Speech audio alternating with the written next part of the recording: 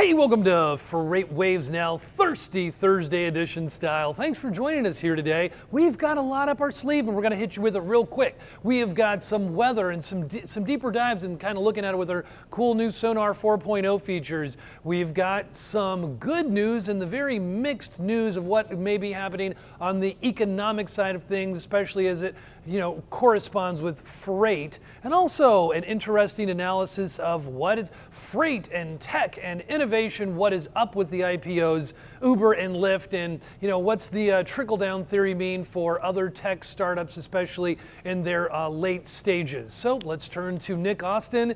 We already know we're going to be safe out there, right, Nick?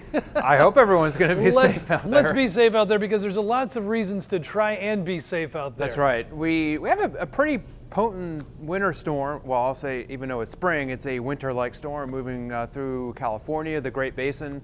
So this is one of our DOT cameras. This is a feature on Sonar. You can take a look at what's happening right now out there. And this is Interstate 80 in Truckee, California, which is right near the Sierra, actually in the Sierra Nevada range.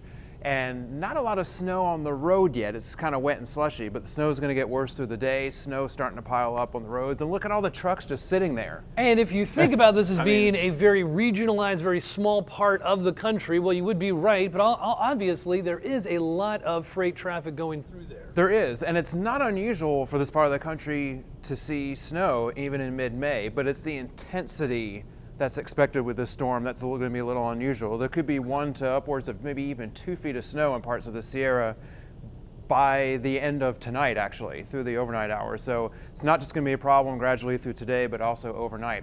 Just a little bit west of there, also along I-80, this is near Castle Peak in the Sierras, the snow's starting to pile up a little bit harder on the grassy surfaces and on the roads too. This is Interstate 80 right here. So it's gonna remain a problem. There could be road closures later on today, so drivers will have to be aware of that. What would be really shocking is if it snowed in June as well. Right, we'll see. It would be. I wouldn't be surprised if they did get a few inches of snow here and there in the Sierra, even into parts of June, but that'll be in the really highest peaks, probably like above 9,000 feet. That's right. So there's gonna be a lot of strong winds to this area too, so blowing snow later today and tonight, limited visibility is just big problems. Now we'll go, though, to our critical events. Critical events. And the main reason I want to show this is because if you look at all these areas here shaded in yellow and the orange right here, these kind of blobs, as we like to call them sometimes, yes, those are all areas that are under severe weather risk for the rest of the week. For today, it's up here across Nebraska and South Dakota, all the way over into Ohio. And then these two areas are for Friday and Saturday. So for the next few days, it's going to be pretty large chunks of the country, including areas that are already seeing flooding problems along parts of the Missouri and Mississippi that could see heavy downpours, large hail, possibly tornadoes, lots of severe weather for the next few days for some parts of the country. So just need to be aware of that. A lot of drivers will still be on the roads. What does it mean when there's kind of an overlap? Is that so the whole region is a severe weather advisory, right, and then it's like double? Well, it's for different days, that's the thing. Okay. So they all show up on the critical events map at once, but what you do is if you hover over each one, it'll show you which day it is. So this one up here is for what we say day 1, which is today, Thursday, which is across this swath, and then this swath here is day 2, which is going to be for Friday, and then this one here for day 3. So when you're in Sonar, if you hover over each of those areas, it'll show you which day it is. Are you just so excited? Are you like a kid in a candy store with these new features? It's a great feature because, this gives you just such a great overview all at once as to what's going on. So yes, we've hovered over this orange area right here, which is what they call an enhanced risk for severe weather, day 3, which means today's Thursday, Friday, so that's Saturday. Okay. So this is over parts of eastern Texas. So there are essentially 5 categories of severe storm risk, severe thunderstorm risk. So ranging from 1 to 5, enhanced risk is basically right in the middle. It's like 3 out of 5. So it's a fairly elevated risk for severe weather. DEFCON 3. So just as one example, that's right, like a DEFCON 3. So thank you, Nick. That is great. So we'll try to be careful out there. And thank you for Donnie Gilbert for driving this train. He is a market expert, but doesn't mind being behind the scenes, helping us with a little production and getting all of our screens casted.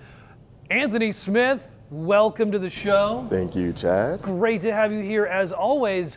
Well, you're here to bring us some good news, A little bit of good news. Welcome yes, news. So today we have housing starts. So right now we're looking at total unit housing starts and two regions that really performed well in the latest release by the U.S. Census Bureau. Right now we have housing starts laid over with starts for Northeast and the Midwest. We see that there's so total housing being the whole U.S., that is what we have in the blue? In the blue, correct. Okay. Compared with the Northeast and the Midwest. Yes. All right. And so this is a really strong showing for housing starts. It's not quite where we were 1 year ago, but the increase from March is a welcomed result, seeing how we're getting into the busy spring season. This is where a lot of housing activity really needs to pick up if we're going to see some momentum start to build as we go into the second quarter. How does it compare year over year change? Year over year, it's still down. So we're looking around 3-4% in some regions, but overall there is strength. Year over year for the Northeast is up. Year over year is double-digit gains for the Northeast, which is an area, one of the smaller regions, but an area that really started to drive some of the strength that we've seen this month.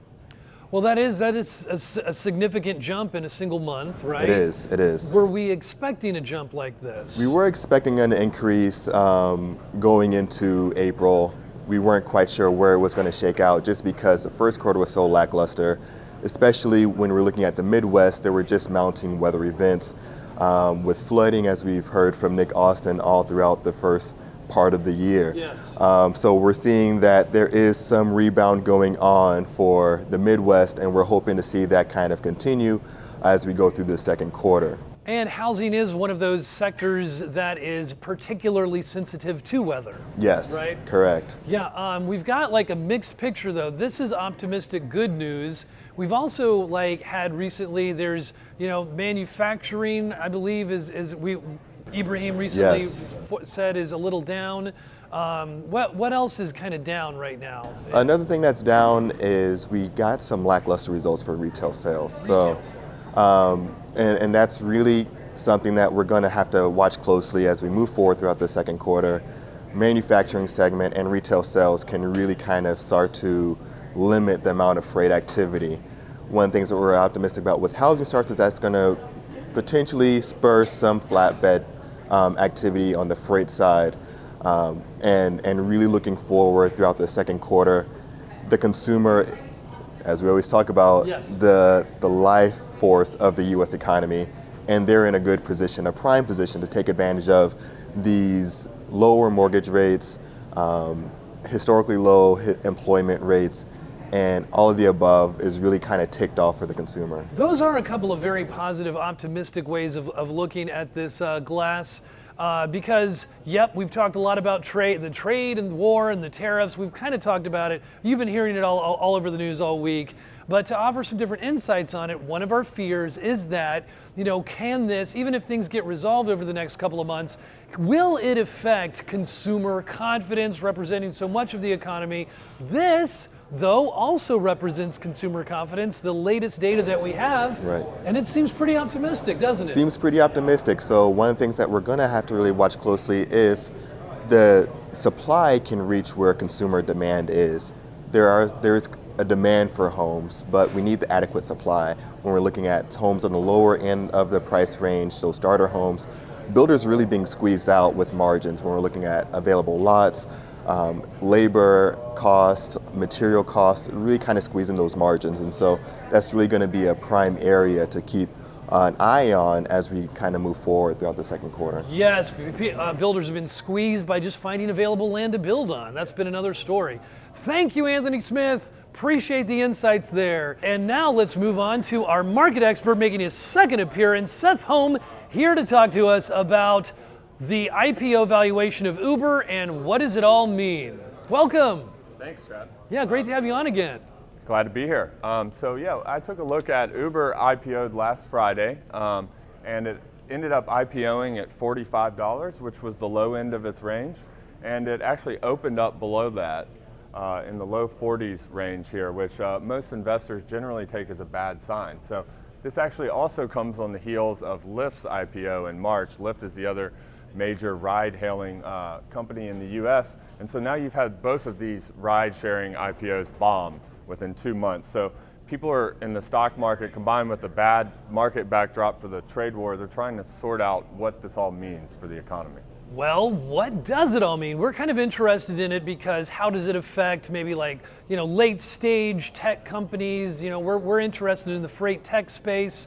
But of course there's a little context here, right? Like there's things like they're not the only tech company to come out and stagger in their first few moments. I mean, right? So like, are we really all thinking that this is where we're going to be with them, or are we thinking this is just a very short-sighted, view? Maybe we're going to be able to go longer. Look at what Facebook did.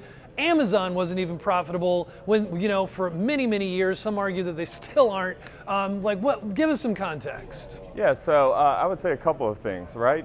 Taking a look at this slide here, Uber's only down 7% from its IPO. It's not the end of the world, right? Okay. And Lyft is a little worse. I mean, it's down about 20%. Now, these are down off their peak valuations in the private markets. These are down substantially. Uber's bankers were actually trying to originally go for a $120 billion valuation round. So right now it's sitting at $70 billion, so almost 40% below that. But taking a look at what it means for the overall freight tech space, late stage venture capital, as well as the IPO markets, I don't think it's the end of the world. And also, Uber's CEO sent out an email to their employees saying how both Facebook and Amazon had rough debuts in the stock market. And you can see that both of those companies have gone on to be almost $1 trillion companies. So taking a look at Facebook, it actually IPO'd, the stock got cut in half in the first year because people questioned whether they could monetize mobile. And then the stock went on to rise tenfold from there. So it's not the end of the world. Now, in terms of freight tech, these aren't even really freight companies, right? So Lyft has no freight business at all. Uber has a freight business, but it only does about 500 million in revenue out of 12 billion in revenue here. So it's only about 5% of their business. The impact is going to be more from a sentiment and a valuation standpoint for what it means for the valuations of other late stage companies and IPOs. Is it just that with these tech companies, and some often running at losses when they go to IPOs, is it just that we almost don't know what to do with them? It's because it's unusual, it's unprecedented to go IPO when you're still running in gigantic losses, right? That's right. I mean, if you look here, I mean, this is 2018, right? So these companies together lost almost $3 billion. It's just unprecedented in terms of the stock market. We've never seen anything like this before. So it's kind of spooked investors a little bit, and it's also made them question whether this is reminiscent of the 2000 tech bubble, right? Where we saw the 2000 tech bubble, you had all these companies with eyeballs and very little revenue and huge losses coming out, and so they're wondering after 10 years of economic expansion whether this is a sign of the end of the current economic cycle. Is it the end of the world as we know it and we feel fine, or is it just the standard way that a lot of these tech companies and their debuts are going to be?